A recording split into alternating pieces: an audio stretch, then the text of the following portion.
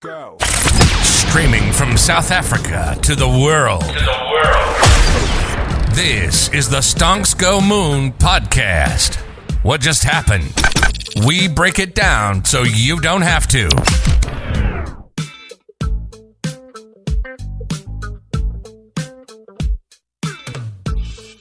Welcome everyone to the Stonks Go Moon podcast. My guest today, friend of the show, returning guest Robert Mennella, founder of Equity Research and best-selling author of the book, Heavily Redacted, A J.P. Morgan Whistleblower's Journey.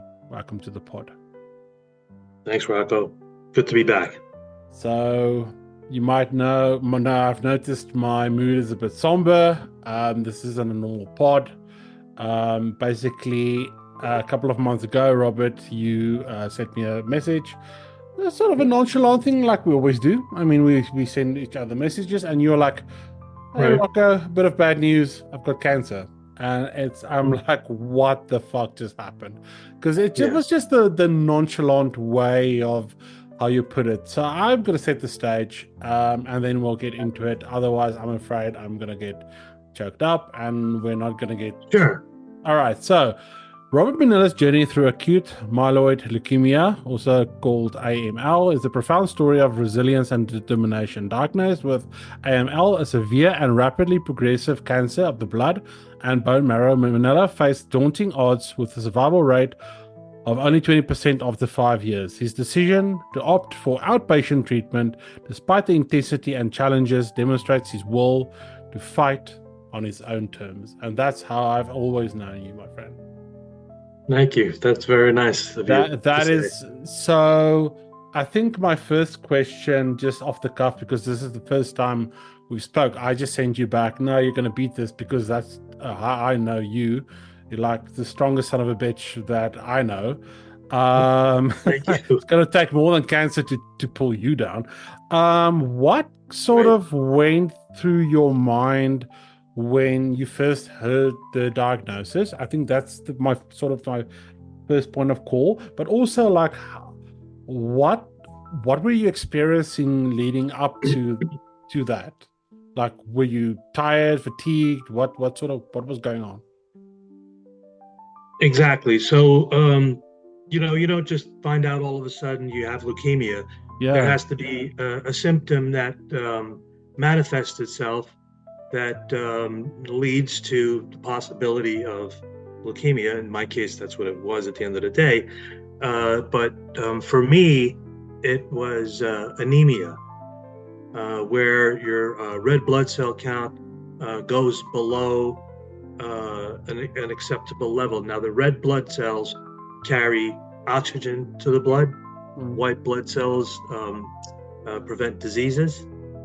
And so when your red blood cell counts are low, as you can imagine, you get very tired from doing just a little bit of physical activity. For me, it was like walking up and down one flight of stairs, and I was winded and tired. And I was like, whoa, this is not good, Yeah. What's going on here, right? So it all came about when I came out of the shower one day, a really hot shower, and I just felt like I was overheating. And I've had some of these episodes before where I'll just get really, really hot and just start sweating, for no reason that I knew of in the past.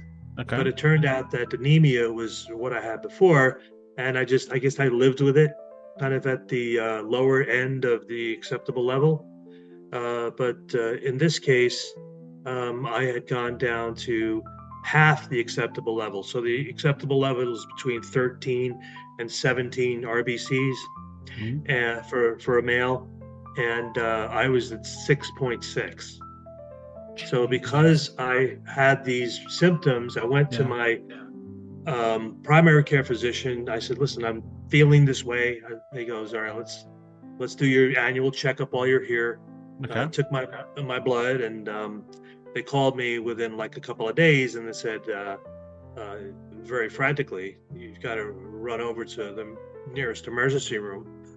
and I was. Did they tell you over the phone, or was it more of a case of, hey, you got to come in, we have to talk? No, it wasn't. We got come in and talk. It was like you have Okay. to go to as soon as you get this message, Okay. please go to your nearest emergency room and tell them that your RBC levels are 6.5. I think they said it was. At So that, okay, so at that stage, did you know?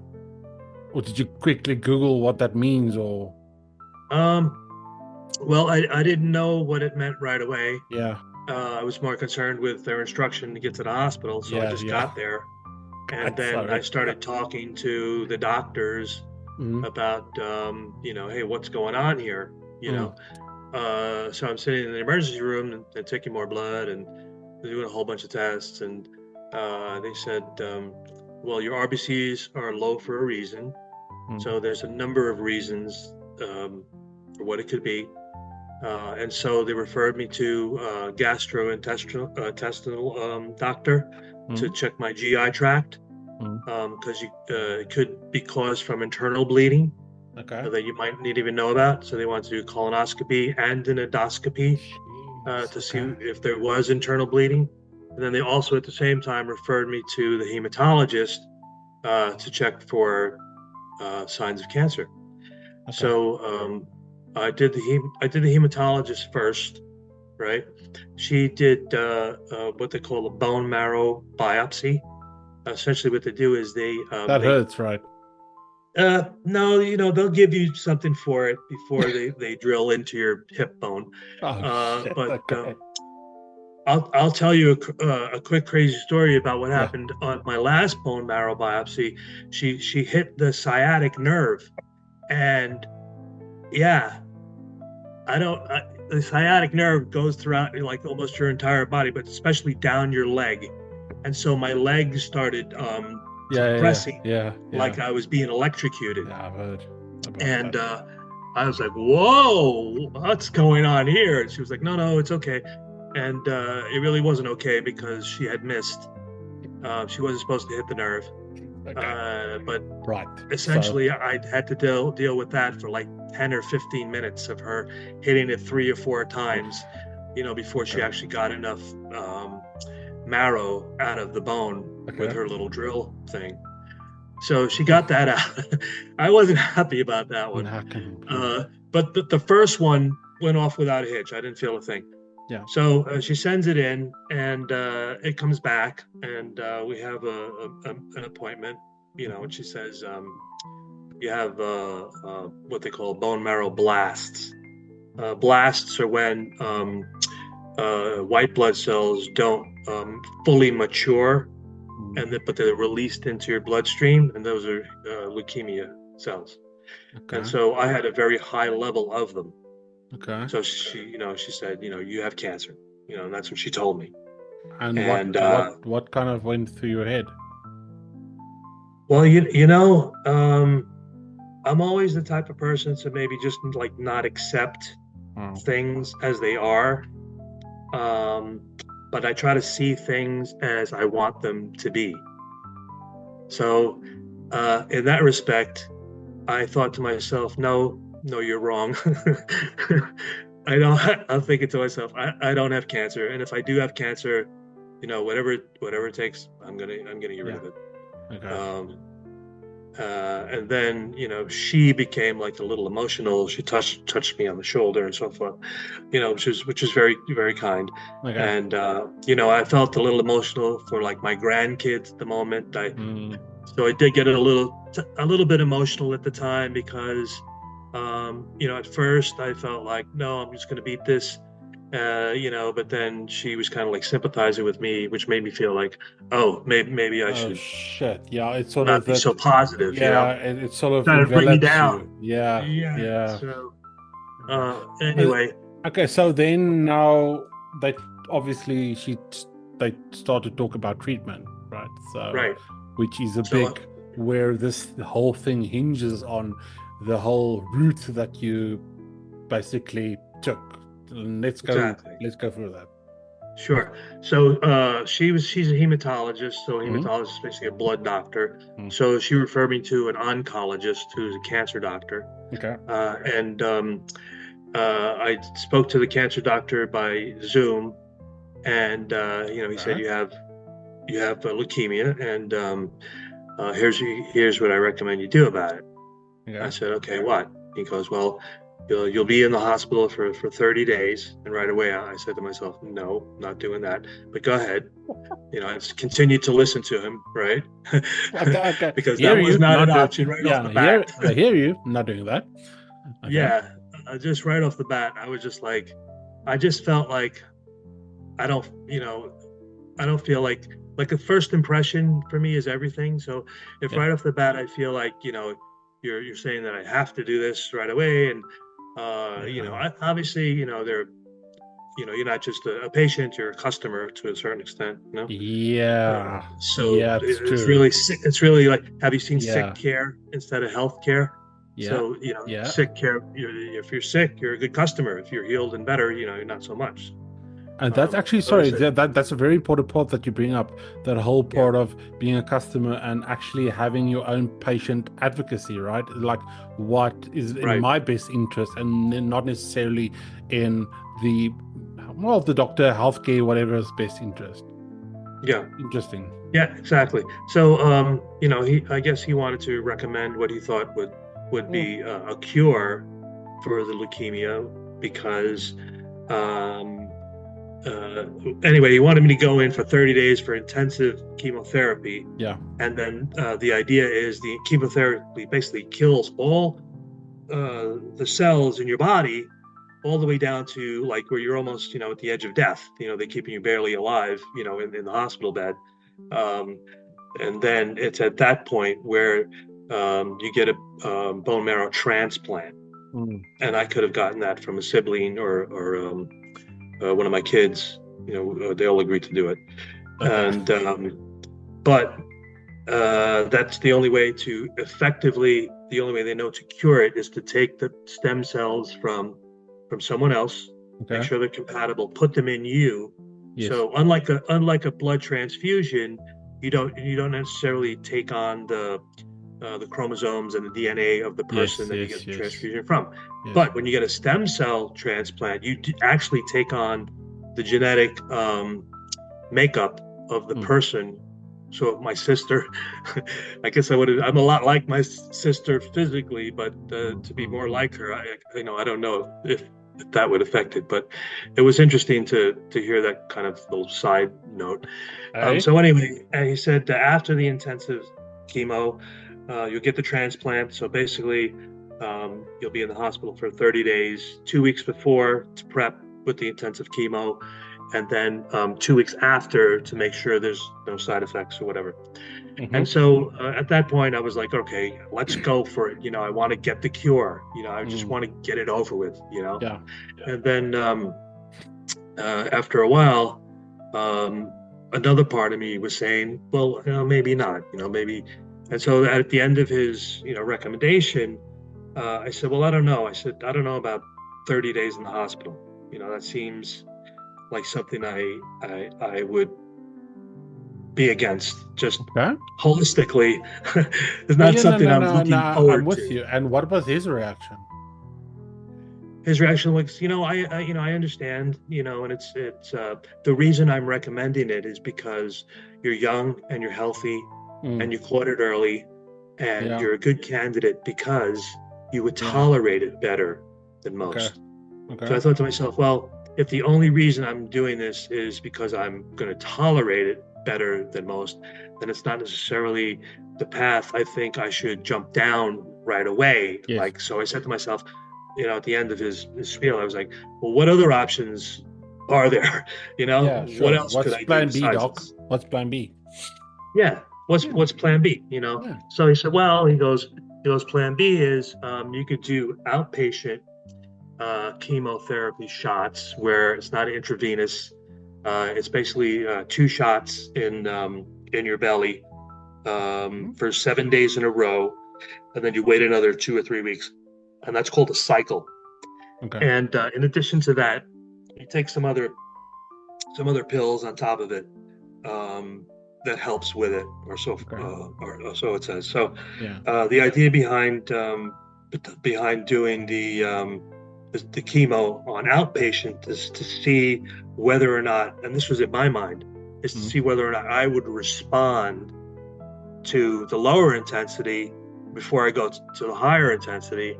And so the doctor said, yeah, you can do that. He goes, if the low intensity doesn't work, he goes, you can always pivot to the high intensity.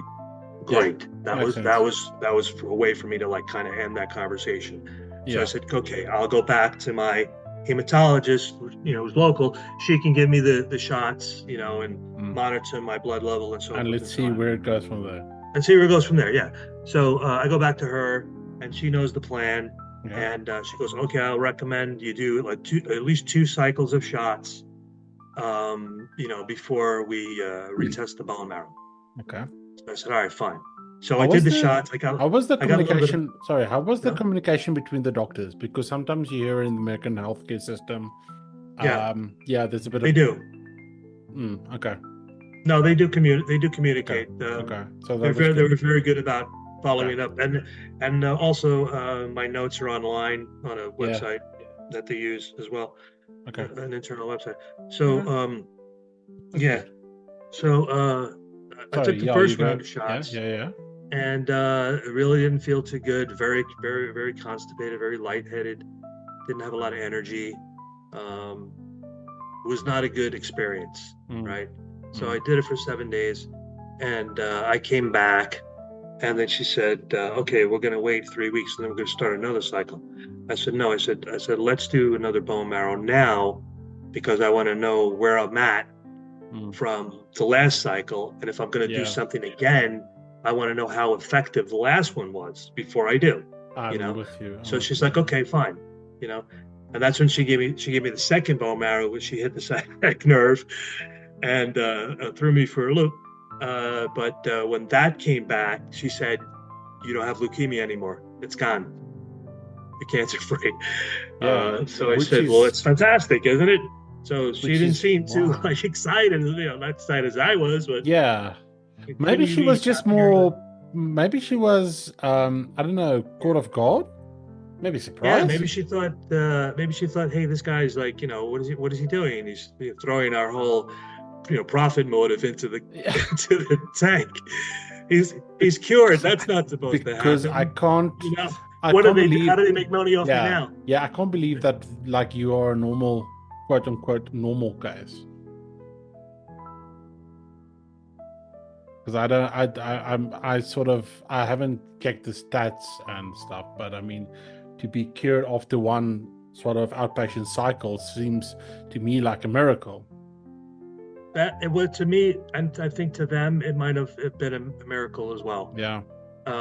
Because they were like, you're going to be on this long-term plan. And eventually we can give you the outpatient shots, but if they don't work, you're going to have to pivot back to the transplant idea and be subjected to, and I saw my father-in-law go through chemo twice.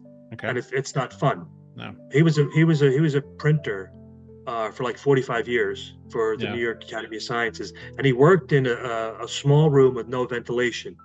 And after that long of a time, he developed stomach cancer. Wow. So they treated him with chemotherapy for the stomach cancer. The stomach cancer was cured, but then the chemotherapy caused leukemia. Yeah. And the only thing they could do is treat him with more chemo, and then that killed him. But I saw him wither away from like this, normal dude like you and me, right? Yeah. Just to the point where he was just like almost like skin and bones. And the last time I saw him, I just had felt so bad for him because to see the deterioration of someone who you love, go through that in a short period of time is heartbreaking. And that really didn't want to go through that. I didn't want to go through that. No. And not only did I want to go through it because of my father-in-law, because of my sister, may she rest in peace. She died when she was 32 from a brain tumor that metastasized into malignant brain cancer. And, we were heartbroken. We had a big family, and, we had a close neighborhood and big neighborhood in the city, and 1,000 people came to her memorial, and she was loved, and she was the youngest of 5. But we planted a crepe myrtle tree in her memory in Brooklyn, and it's still there today, 20 years later. Awesome. We go there once a year to remember her. So I drew some strength from her, and thought to myself, what would she do? What Yeah. would she say to me? She would say, Robert, just follow your heart, and Mm. you don't listen to anybody, but listen to yourself. And I thought to myself, I've always done that. Yeah. I've always listened to myself and my body. And by nature, I'm a skeptical person. Maybe not 100% cynical, but those who know me and know what I've been through, I Yeah. have to question everything. Yeah. Last two words of my book. And so I did. And the doctors said, after the leukemia was gone, she said, well, wait a minute, because you still have low red blood cells, you still have anemia. Mm. So anemia is where your bone marrow cannot produce red blood cells on its own. Mm. Okay. So in the past, while I was waiting for all this other treatment, I had gotten blood transfusions, okay, in order to get my red blood cells back up, and it Yes. worked. I got like four different times. I got 2 liters each. Okay. So thank you to all the people out there. I don't know who you are. I asked, Donate they blood. wouldn't tell me who the donors were. So Go and donate blood. We've got a shortage. I mean, there's a yeah, global shortage of please blood, donate. and people don't know platelets as well. For those that don't have enough platelets, go and Yeah. donate, please. Please That's go right. and donate. That's right, because ambulances especially, they have very low Yes. amount of blood.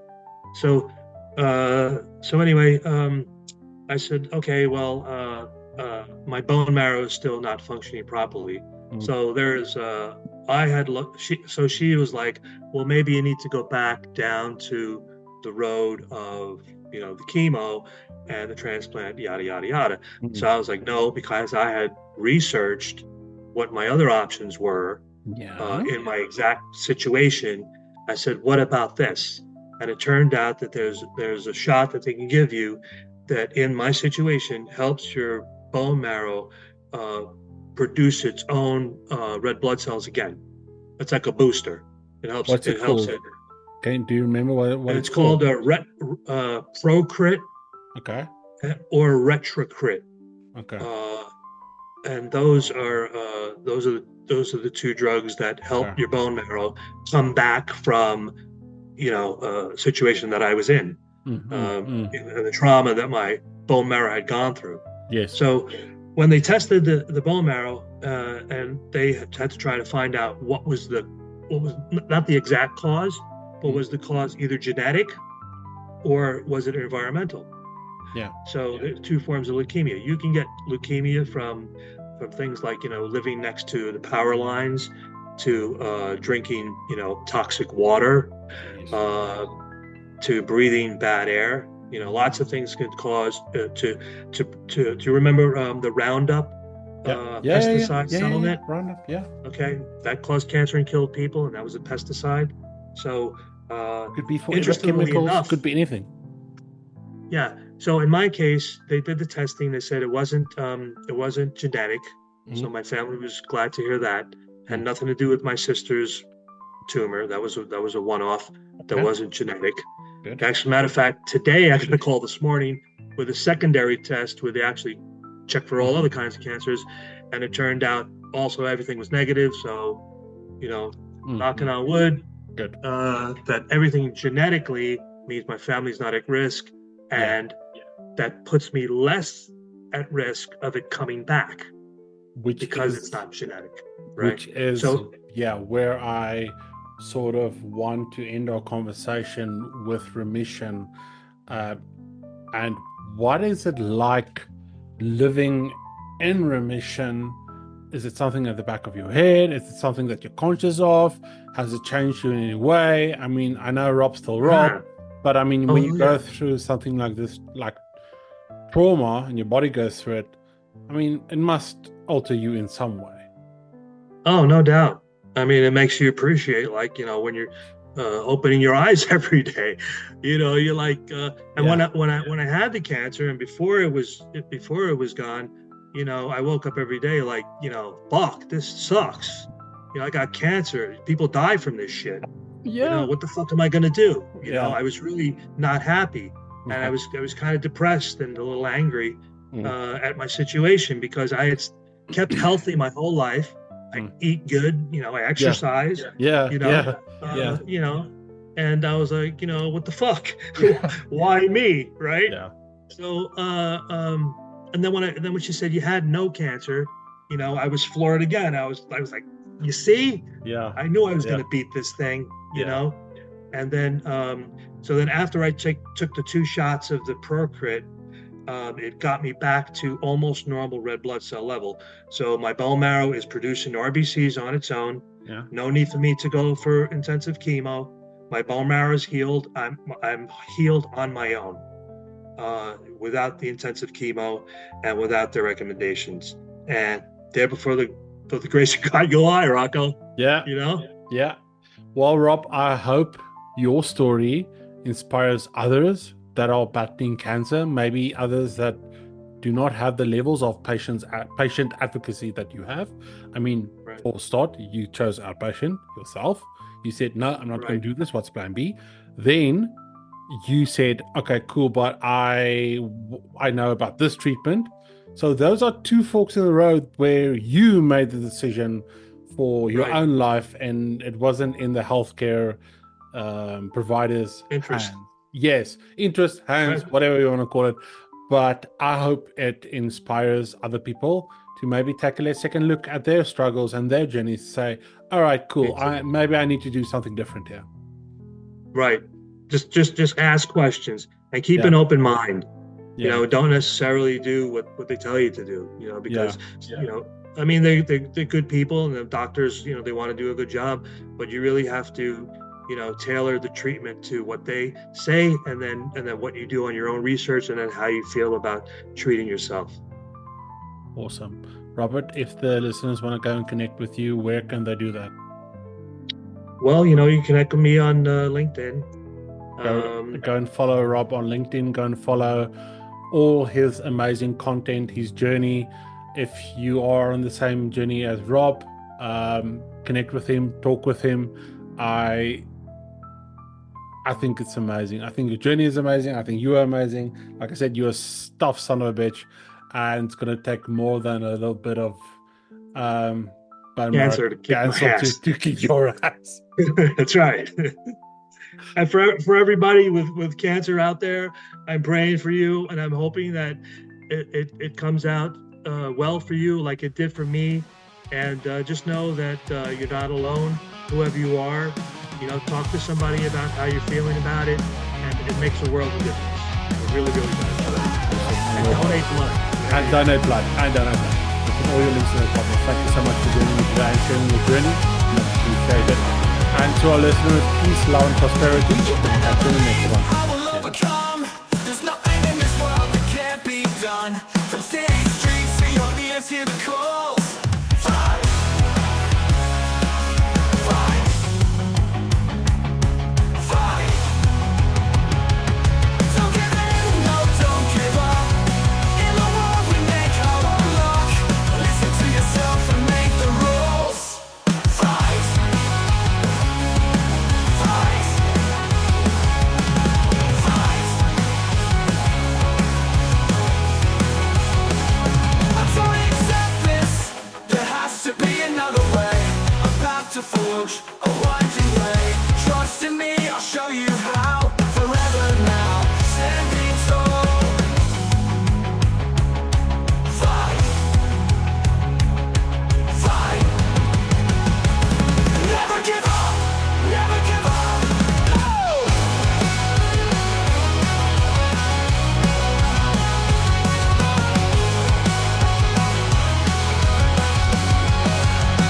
Never give up.